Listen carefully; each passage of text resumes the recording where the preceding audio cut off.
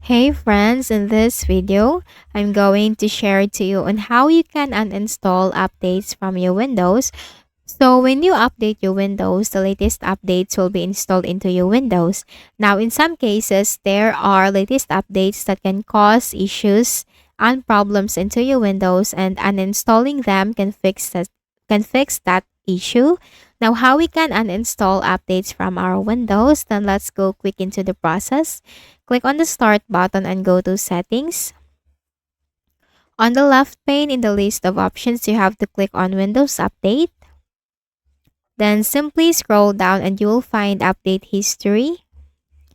Now scroll down to the bottom and you'll find Uninstall Updates. So here you have to click on this. So this is the latest update of my Windows. Now in your case, you might have a lot of latest updates for your Windows. So you can just simply click on Uninstall button if you want to uninstall that update. To look for that update that you want to uninstall, then simply click on the Uninstall button that corresponds to it and then click on Uninstall. And you just need to wait for that to be uninstalled into your Windows or from your Windows.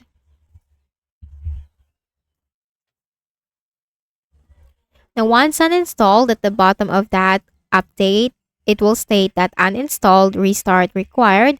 So after you have uninstalled the update, just simply make a right click at the start button, shut down or sign out, and then make a restart of your Windows to confirm the uninstallation process.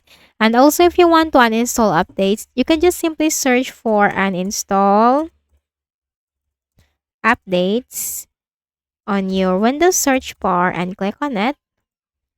And the same settings or window will appear, and here you can just simply uninstall any of the updates that you have on your Windows. So I hope this video helped you. Please do not forget to hit the like button and please also subscribe to the channel. Thank you for watching this video and have a nice day.